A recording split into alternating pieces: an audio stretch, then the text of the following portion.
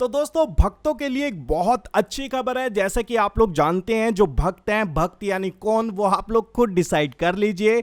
जैसा आप लोग जानते हैं अमेरिका और भारत के बीच में जो लड़ाई यानी कि जो ट्वीट चल रहा था, तो दोस्तों अब वो थोड़ा शांत हो गया है और भक्तों के लिए अच्छी न्यूज़ है, क्योंकि भक्त अपने पापा यानी डोनाल्ड ट्रंप से नाराज हो गए थे और उन्होंने एक नया पापा देख लिया था, चाइना के प्राइम मिनिस्टर।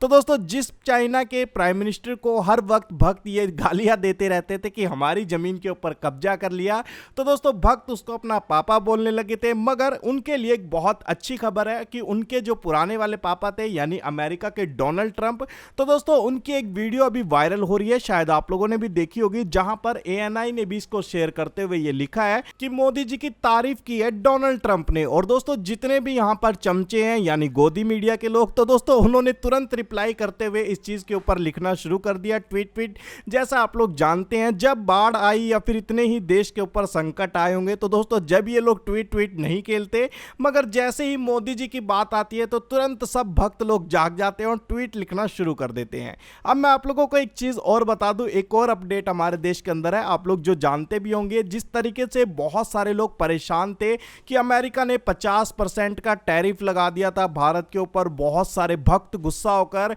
उन्होंने पापा को बदल दिया था। मगर अब मैं आप लोगों को यह भी बता दूं कि जो ANI ने पोस्ट को शेयर किया है, तो इस वाली पोस्ट के अंदर आप लोगों को यह भी देखने को नहीं मिलेगा कि डोनाल्ड ट्रंप ने 50% टैरिफ की भी बात की है, मगर ANI ने इसको शेयर कर दिया। उसके बाद यहां पर प्राइम मिनिस्टर श्री नरेंद्र मोदी जी भी तुरंत एक्टिव हो गए और तुरंत यहां पर ट्वीट लिख दिया। मगर जब बाढ़ पंजाब के अंदर आई तो दोस्तों वहां पर हमें मोदी जी का ट्वीट नहीं देखने को मिला था। अब आप लोग तो जानते ही हैं, अब मैं बात करता हूं जिस तरीके से बहुत सारे लोग GST से परेशान थे, तो दोस्तों GST की भी एक बहुत अच्छी खबर है जो निर्मला सीताताई है। तो दोस्तों इन्होंने एक अच्छी खबर दी है देश को। जिस तरीके से बहुत सालों तक यानी 8 साल तक हमारे देश के लोगों ने GST भरा और GST भरते भरते बहुत सारे लोगों ने इसके ऊपर यह भी कहा था कि GST मत लगाओ, GST मत लगाओ।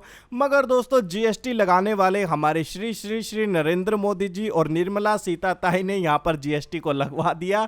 और दोस्तों अब 8 साल तक ये पूरे देश से GST वसूल करने के बाद यहां पर GST में थोड़ी राहत है। अब आप लोग सोच रहे होंगे कि GST जब देश से वसूल किया गया तो दोस्तों एक बहुत अच्छा कारण रहा होगा, देश को बहुत ज्यादा फायदा पहुंचा होगा। आखिर 8 साल तक हम लोगों ने GST भरा है। तो दोस्तों जरा आप लोग यहां पर इस स्क्रीन के ऊपर भी देख सकते हैं, जबकि आप लोगों ने 8 साल तक GST को भरा है, तो दोस्तों 2014 के अंदर हमारे देश के ऊपर कितना कर्ज था। मगर मोदी जी की सरकार है, तो मोदी जी की सरकार होने के बावजूद भी 2025 के अंदर हमारे देश के ऊपर कितना कर्ज है आप लोग जरा देखिए।